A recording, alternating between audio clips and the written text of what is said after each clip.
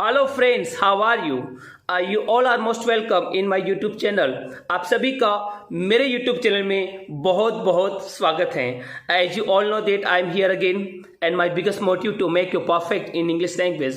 As you all know that during this lockdown, lot of students, they are in depressed. They don't know what to do and what not to do, and that's why I just provide a better environment for all those students, and it's a great service. तो मैं आप सबसे पहले मैं thanks कहूँगा उन सारे students का जिन्होंने पहला जो मेरा वीडियो देखा था और सारा असाइनमेंट करके मुझे भेजा। आपका मैंने असाइनमेंट चेक किया, आपने पूरा अच्छा वर्क किया। You are doing well. तो और काफ़ी जो पर्सन्स हैं जो मेरे वीडियो को लाइक कर रहे हैं, शेयर कर रहे हैं और सब्सक्राइब कर रहे हैं, उनको भी थैंक्स करूँगा कि आप मुझे इसी तरह कोऑपरेट करते रहें। आगे बढ़ते हैं दोस्तों, जस्ट गो अहेड। पिछला वीडियो जो आपने देखा था उस वीडियो का जो मेन टॉपिक था प्रेजेंट सिंपल टेंस।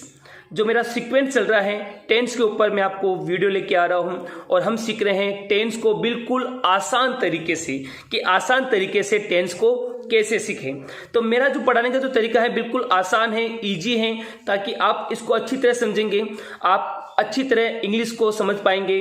और टेंस जो एक काफ़ी लोगों के लिए टेंशन होता है, एक हेडेक होता है, उस टेंस को मैं दूर कर रहा हूँ। तो ये पार्ट 2 है वीडियो, ये वीडियो पार्ट 2 है। पार्ट फर्स्ट अगर आपने नहीं देखा है तो पार्ट फर्स्ट जरूर देख लेना। और अगला ये है आज का जो टॉपिक, पार्ट फर्स्ट में हमने डिस्कस किया था प्रेजेंट सिंपल टेंस के बारे में, मैंने आपको पूरा डिटेल में बताया था और काफ़ी स्टूडेंट ने मुझे असाइनमेंट लिखकर मुझे व्हाट्सअप किया था, मुझे बहुत अच्छा लगा। आगे हम बढ़ते हैं दोस्तों। आज का जो हमारा टॉपिक है वो है प्रेजेंट कंटिन्यूस टेंस। तो लेट्स गो अहेड, आगे बढ़ते हैं दोस्तों कि प्रेजेंट कंटिन्यूस टेंस के बारे में हम बात करते हैं। जैसा कि यू ऑल नो दैट मैंने आपको बताया था there are 3 kinds of tenses, present and past future. उनके भी 4 पार्ट्स होते हैं, टोटल 12 टेंस होते हैं। और प्रेजेंट सिंपल टेंस के बारे में मैं आपको बता चुका हूं। आज हम बात कर रहे हैं present continuous tense.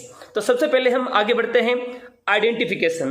Present continuous tense की आइडेंटिफिकेशन क्या है, क्या पहचान है, कि हम कैसे पहचानें कि कहां पर प्रेजेंट कंटिन्यूस टेंस का प्रयोग किया जाता है। तो let's start identification of present continuous tense. तो फर्स्ट आइडेंटिफिकेशन की इसकी जो है प्रेजेंट कंटिन्यूस टेंस की, वो ये है कि इसके अंदर मेन वर्ब की बात करें, इसमें मेन वर्ब की फर्स्ट फॉर्म का प्रयोग किया जाता है और वे मेन वर्ब के फर्स्ट फॉर्म के साथ में आईएनजी का प्रयोग किया जाता है। इसको इंग फॉर्म भी कहते हैं। कि पहली पहचान, फर्स्ट आइडेंटिफिकेशन इसकी ये है, इसमें वर्ब का फर्स्ट फॉर्म का प्रयोग किया जाता है और फर्स्ट फॉर्म के साथ में हम आईएनजी लगाते हैं। इसको हम इंग फॉर्म भी कहते हैं। जैसे कि डू के साथ डूइंग, गो के साथ गोइंग, जैसे वॉच के साथ वॉचिंग, तो आईएनजी लगता है। तो पहली पहचान क्या है, वर्ब की फर्स्ट फॉर्म के साथ में हम आईएनजी लगाते हैं। दूसरी पहचान क्या है, नंबर टू आइडेंटिफिकेशन इसकी ये है दोस्तों, इसकी नंबर 2 ये है कि इसमें हेल्पिंग वर्ब, इसमें जो हेल्पिंग वर्ब है उसका प्रयोग करते हैं इज एम आर, ये हेल्पिंग वर्ब का इसमें प्रयोग किया जाता है। अब हम समझते हैं कि इज एम आर का प्रयोग कहाँ कहाँ होता है, किन किन सब्जेक्ट के साथ होता है। तो दोस्तों इज का प्रयोग हम करते हैं he, she, it, name. He, she, it, name के लिए हम इज का प्रयोग करते हैं। और जो एम का जो प्रयोग है वो आई के साथ करते हैं। किसके साथ करते हैं, आई। एम का प्रयोग सिर्फ आई के साथ करते हैं। और जो आर है, हेल्पिंग वर्ब आर है, उसका प्रयोग हम करते हैं यू, वी, दे। तो वापस सुनिए दोस्तों, इसका प्रयोग हम करते हैं ही, शी, इट, नेम के लिए।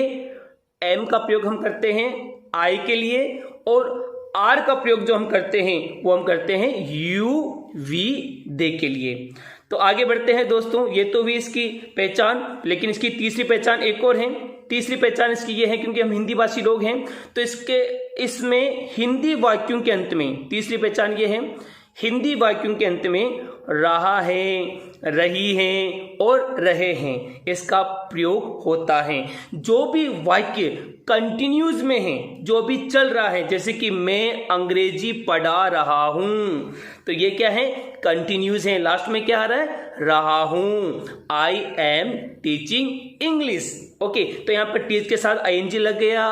ओके, आई के साथ क्या आया, एम आया, और मैं अंग्रेजी पढ़ा रहा हूं। तो तीसरी पहचान इसकी ये है, हिंदी वाक्यों के अंत में रहा है, रही हैं और रहे हैं। तो ये तीन पहचान है प्रेजेंट कंटिन्यूस टेंस की।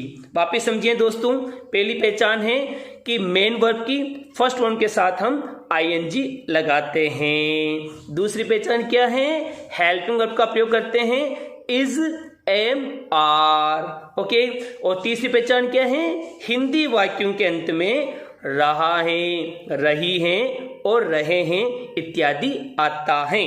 जैसे कि हम क्रिकेट खेल रहे हैं, बच्चे कक्षा में शोर कर रहे हैं, पक्षी आकाश में उड़ रहे हैं, वह खाना बना रही हैं, वह भाषण दे रहा है। तो यहाँ पर क्या आ रहा है दोस्तों, रहा है, रही हैं और रहे हैं। आगे बढ़ते हैं दोस्तों, इस टेंस का हम समझते हैं फॉर्मूला, कि फॉर्मूला क्या है, वाक्य का निर्माण कैसे होता है। तो मैंने आपको पहले वाली वीडियो में बताया था 5 प्रकार के सेंटेंसेस होते हैं। तो 5 प्रकार के सेंटेंसेस का हम फॉर्मूला समझते हैं। Let's go ahead. तो 5 प्रकार के सेंटेंस होते हैं। पहला जो सेंटेंस होता है अफर्मेटिव। तो अफर्मेटिव सेंटेंस का फॉर्मूला इसका क्या होगा, subject, is, am, are, verb की फर्स्ट फॉर्म, आईएनजी और ऑब्जेक्ट। अफर्मेटिव सेंटेंस का फॉर्मूला क्या होगा, सब्जेक्ट आएगा पहले, उसके बाद क्या आएगा, इज, एम, आर आएगा, उसके बाद वर्ब की फर्स्ट फॉर्म, आईएनजी और ऑब्जेक्ट। ये क्या हुआ, अफर्मेटिव सेंटेंस का फॉर्मूला। नेगेटिव सेंटेंस का फॉर्मूला क्या होगा, नेगेटिव का मतलब होता है नोट आना, इसमें नोट आ जाएगा। नेगेटिव सेंटेंस का फॉर्मूला ये होगा, सब्जेक्ट आ जाएगा, उसके बाद इज, एम, आर, उसके बाद नॉट, उसके बाद वर्ब की फर्स्ट फॉर्म, उसके बाद आईएनजी और फिर ऑब्जेक्ट। तीसरा सेंटेंस होता है इंट्रोगेटिव सेंटेंस।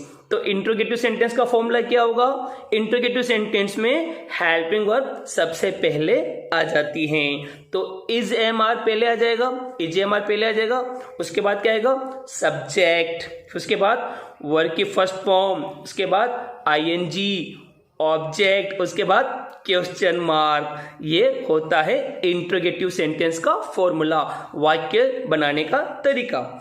चौथा सेंटेंस होता है इंट्रोगेटिव नेगेटिव, जिसमें इंट्रोगेटिव और नकारात्मक भाव भी आता है। तो इसका वाक्य निर्माण कैसे होता है, सबसे पहले इज, एम, आर आ जाएगा, उसके बाद सब्जेक्ट आएगा, उसके बाद नॉट, फिर वर्ब की फर्स्ट फॉर्म, आईएनजी, ऑब्जेक्ट और क्वेश्चन मार्क। चौथा प्रकार का जो सेंटेंस होता है वो है WH वर्ड्स। तो WH वर्ड्स का वाक्य निर्माण कैसे होगा, वो WH वर्ड पहले आ जाएगा, उसके बाद वही इज, एम, आर आएगा। ओके, उस WH वर्ड पहले आएगा, फिर इज, एम, आर आएगा, फिर क्या आएगा, सब्जेक्ट आएगा, उसके बाद वर्ब की फर्स्ट फॉर्म, आईएनजी, ऑब्जेक्ट और क्वेश्चन मार्क। तो ये हुआ इसका फॉर्मूला। तो ये फॉर्मूला अगर आपको अच्छी तरह याद हो गया तो आप कोई भी सेंटेंसेस बना सकते हैं, कोई भी अनुवाद आप कर सकते हैं और कॉन्फिडेंस के साथ आप अंग्रेजी बोल सकते हैं। तो अब हम समझते हैं एग्जाम्पल्स। एग्जाम्पल्स देखते हैं। जैसे कि पहला एग्जाम्पल है, वे क्रिकेट खेल रहे हैं, वे क्रिकेट खेल रहे हैं। तो यहां पर सब्जेक्ट क्या हुआ, दे। अब दे आ गया तो क्या आएगा, दे के साथ क्या आएगा, आर। तो दे आर, खेलने में क्या कहते हैं, प्ले, और आईएनजी लग जाएगा।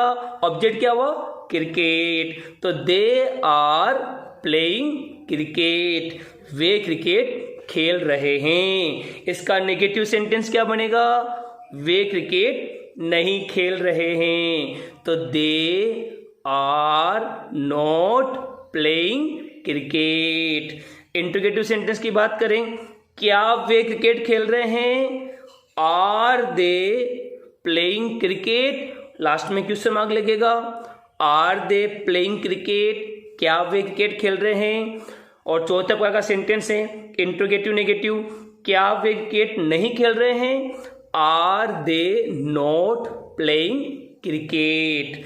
और जैसे कि WH वर्ड की बात करें कि वे क्रिकेट क्यों खेल रहे हैं, वे क्रिकेट क्यों खेल रहे हैं, WH वर्ड की बात करें तो why are they playing cricket, why are they playing cricket, ये होगा WH वर्ड। एक और एग्जाम्पल समझते हैं दोस्तों, जैसे कि राधा भगवान की पूजा कर रही हैं। ओके, तो Radha is worshipping God, Radha is worshipping God, Radha भगवान की पूजा कर रही हैं। और नेगेटिव क्या होगा, Radha is not worshipping God, Radha भगवान की पूजा नहीं कर रही हैं। क्या राधा भगवान की पूजा कर रही हैं, इंट्रोगेटिव सेंटेंस की बात करें तो इज राधा वर्शिपिंग गॉड। और क्या राधा भगवान की पूजा नहीं कर रही हैं तो is Radha not worshipping God. अगर जैसे कि राधा भगवान की पूजा कहाँ कर रही हैं, राधा भगवान की पूजा कहाँ कर रही हैं तो where is Radha worshipping God.